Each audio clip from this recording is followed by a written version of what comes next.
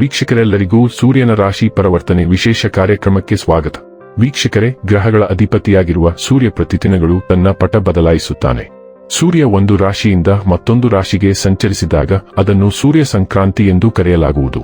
ವರ್ಷ 2025ರ ನವೆಂಬರ್ ತಿಂಗಳಿನ 16ನೇ ತಾರೀಕಿನ ಮಧ್ಯಾಹ್ನದ 1:26 ತುಲಾ ರಾಶಿಯನ್ನು ತೊರೆದು ವೃಶ್ಚಿಕ ರಾಶಿಯನ್ನು ಪ್ರವೇಶಿಸುತ್ತಾನೆ. ವರ್ಷ 2025ರ ಡಿಸೆಂಬರ್ ತಿಂಗಳಿನ 16ನೇ ತಾರೀಕಿನವರೆಗೆ ವೃಶ್ಚಿಕ ರಾಶಿಯಲ್ಲಿ ಇರಲಿದೆ. ಗ್ರಹಗಳ ಅಧಿಪತಿಗಳಾದ ಮಂಗಳ ಮತ್ತು ಬುಧ ಈಗಾಗಲೇ ವೃಶ್ಚಿಕ ರಾಶಿಯಲ್ಲಿದ್ದಾರೆ. ಅಂತಹ ಪರಿಸ್ಥಿತಿಯಲ್ಲಿ ಸೂರ್ಯ ಮತ್ತು ಮಂಗಳ ಒಟ್ಟಾಗಿ ಅತ್ಯಂತ ಶುಭವಾದ ಆದಿತ್ಯ ಮಂಗಳ ಯೋಗವನ್ನು ರೂಪಿಸುತ್ತಿದ್ದಾರೆ. ಅದೇ ಸಮಯದಲ್ಲಿ ಸೂರ್ಯ ಮತ್ತು ಬುಧ ಒಟ್ಟಿಗೆ ಇರುವುದರಿಂದ ಬುಧಾದಿತ್ಯ ಯೋಗವು ರೂಪುಗೊಳ್ಳುತ್ತಿದೆ. ಜ್ಯೋತಿಷ್ಯದಲ್ಲಿ ಸೂರ್ಯನನ್ನು ಸಾಮಾನ್ಯವಾಗಿ ಉನ್ನತ ಅಧಿಕಾರ ಹೊಂದಿರುವ ಡೈನಾಮಿಕ್ ಗ್ರಹ ಎಂದು ಕರೆಯಲಾಗುತ್ತದೆ.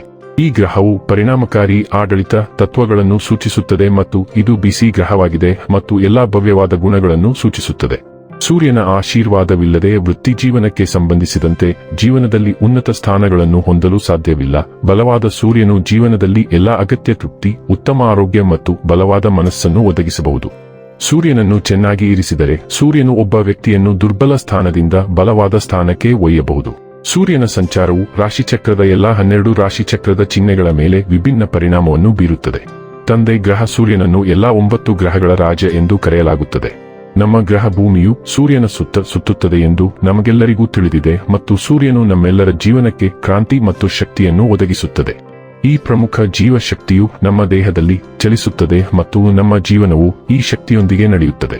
ಈ ಕಾರಣದಿಂದಾಗಿ ನಮ್ಮ ಜೀವನವು ಮುಂದುವರಿಯುತ್ತದೆ ಮತ್ತು ಸೂರ್ಯನನ್ನು ಈ ಇಡೀ ಜಗತ್ತನ್ನು ನೋಡಿಕೊಳ್ಳುವವನು ಎಂದು ಏಕೆ ಪರಿಗಣಿಸಲಾಗುತ್ತದೆ. ಹಾಗಾದರೆ ಬನ್ನಿ, ಇಲ್ಲಿ ಸೂರ್ಯದೇವನ ವೃಶ್ಚಿಕ ರಾಶಿಯಲ್ಲಿ ಈ ಗೋಚರ ಇಲ್ಲಿ ಪ್ರತ್ಯೇಕವಾಗಿ ಕುಂಭ ರಾಶಿಯ ಜಾತಕದ ಪಾಲಿಗೆ ಹೇಗೆ ಸಾಬೀತಾಗಲಿದೆ, ಯಾವೆಲ್ಲ ಫಲಗಳು ಇಲ್ಲಿ ನಿಮಗೆ ಲಭಿಸಲಿವೆ ಮತ್ತು ಯಾವ ವಿಷಯವಾಗಿ ಇಲ್ಲಿ ನೀವು ವಿಶೇಷ ಎಚ್ಚರಿಕೆ ಹೊಂದಿರಬೇಕು ಅನ್ನೋದನ್ನ ನೋಡೋಣ. ಎಂದಿನಂತೆ ನಮ್ಮ ವಿನಂತಿ ಎಂದರೆ, ನೀವಿನ್ನೂ ನಮ್ಮ ಚಾನೆಲ್ ಅನ್ನು ಸಬ್ಸ್ಕ್ರೈಬ್ ಮಾಡಿಲ್ಲವೆಂದರೆ ದಯವಿಟ್ಟು ಈಗಲೇ ನಮ್ಮ ಚಾನೆಲ್ ಅನ್ನು ಸಬ್ಸ್ಕ್ರೈಬ್ ಮಾಡಿ. ಹಾಗೆ ನಿರಂತರ ವಿಡಿಯೋ ಅಪ್ಡೇಟ್ಸ್ಗಳಿಗಾಗಿ ತಪ್ಪದೇ ಪಕ್ಕದ ಬೆಲ್ ಐಕಾನ್ ಬಟನ್ ಕೂಡ ಕ್ಲಿಕ್ ಮಾಡಿ. ವೀಕ್ಷಕರೇ, ಕುಂಭ ರಾಶಿಯವರಿಗೆ ಈ ಸೂರ್ಯ ಸಂಚಾರದ ಸಮಯದಲ್ಲಿ 7ನೇ ಮನೆಯ ಅಧಿಪತಿಯಾಗಿ ಸೂರ್ಯನು 10ನೇ ಮನೆಯಲ್ಲಿ ಸಂಚರಿಸುತ್ತಾನೆ. ಇದರಿಂದಾಗಿ ನೀವು ಯಶಸ್ಸನ್ನು ಗಳಿಸುವತ್ತ ಹೆಚ್ಚು ಗಮನಹರಿಸಬಹುದು. ನೀವು ಕಾರ್ಯಗಳ ಮೇಲೆ ಹೆಚ್ಚು ಗಮನಹರಿಸಬಹುದು ಮತ್ತು ಅದರಿಂದ ಯಶಸ್ಸನ್ನು ಗಳಿಸಬಹುದು. ವೃತ್ತಿ ವಿಷಯದಲ್ಲಿ ನೀವು ಬಹಳಷ್ಟು ಪ್ರಯಾಣಿಸಬಹುದು ಮತ್ತು ನಿಮ್ಮ ಕೆಲಸಕ್ಕೆ ಸಂಬಂಧಿಸಿದಂತೆ ಅಂತಹ ಪ್ರಯಾಣಗಳು ಹೆಚ್ಚು ಉತ್ತಮವಾಗಬಹುದು. ಹಣದ ವಿಷಯದಲ್ಲಿ ನೀವು ಹೆಚ್ಚಿನ ಉಳಿತಾಯವನ್ನು ಮಾಡಲು ಸಾಧ್ಯವಾಗಬಹುದು ಮತ್ತು ನಿಮ್ಮ ಸಂಗ್ರಹಣಾ ಸಾಮರ್ಥ್ಯವು ಉತ್ತಮವಾಗಿರಬಹುದು. ವ್ಯವಹಾರ ವಿಷಯದಲ್ಲಿ ನೀವು ಪಾಲುದಾರಿಕೆ ವ್ಯವಹಾರದಲ್ಲಿ ಮುಂಚೂಣಿಯಲ್ಲಿ ಹೊರಹೊಮ್ಮುವಲ್ಲಿ ಯಶಸ್ಸನ್ನು ಮತ್ತು ಮುನ್ನಡೆಯನ್ನು ಪಡೆಯಬಹುದು. ವೈಯಕ್ತಿಕ ವಿಷಯದಲ್ಲಿ ನೀವು ನಿಮ್ಮ ಜೀವನ ಸಂಗಾತಿಯೊಂದಿಗೆ ಉತ್ತಮ ಬಾಂಧವ್ಯವನ್ನು ಬೆಳೆಸುವಲ್ಲಿ ಹೆಚ್ಚು ಯಶಸ್ವಿಯಾಗಬಹುದು ಮತ್ತು ಆ ಮೂಲಕ ಸಾಮಾನ್ಯ ನೆಲೆಯನ್ನು ಹಂಚಿಕೊಳ್ಳಬಹುದು. ಆರೋಗ್ಯ ವಿಷಯದಲ್ಲಿ ನೀವು ಹೆಚ್ಚು ಶಕ್ತಿಯುತ ಮತ್ತು ಸದೃಢರಾಗಿರಬಹುದು.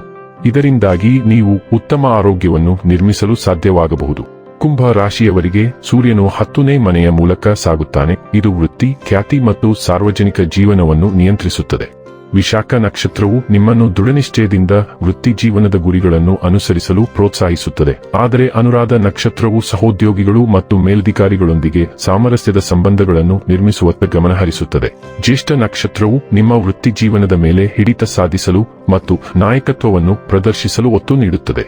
ಇದು ವೃತ್ತಿಪರ ಬೆಳವಣಿಗೆಗೆ ಅನುಕೂಲಕರ ಸಮಯ, ಆದರೆ ಕೆಲಸದ ಸ್ಥಳದಲ್ಲಿ ಅಧಿಕಾರ ಹೋರಾಟಗಳನ್ನು ತಪ್ಪಿಸಿ. ಇನ್ನು ಕೊನೆಯದಾಗಿ ಈ ದಿನಗಳಂದು ಮಾಡಿಕೊಳ್ಳಬೇಕಾದ ಉಪಾಯಗಳ ಕುರಿತು ನೋಡುವುದಾದರೆ, ಗುರುವಾರದಂದು ಶನಿ ಗ್ರಹಕ್ಕಾಗಿ ಯಜ್ಞ ಹವನ ಮಾಡಿ. ವೀಕ್ಷಕರೇ, ಇದಾಗಿತ್ತು ಕುಂಭ ರಾಶಿಯ ಜಾತಕದವರ ಸೂರ್ಯನ ರಾಶಿ ಪರಿವರ್ತನೆಯ ಮಾಹಿತಿ ಇಷ್ಟವಾದರೆ ವಿಡಿಯೋವನ್ನು ಲೈಕ್ ಮತ್ತು ಶೇರ್ ಮಾಡಿ. ಹಾಗೆ ಚಾನೆಲ್ ಸಬ್ಸ್ಕ್ರೈಬ್ ಮಾಡುವುದರ ಜೊತೆಗೆ ನಿರಂತರ ವಿಡಿಯೋ ಅಪ್ಡೇಟ್ಸ್ಗಳಿಗಾಗಿ ಪಕ್ಕದ ಬೆಲ್ ಐಕಾನ್ ಕ್ಲಿಕ್ ಮಾಡಿ.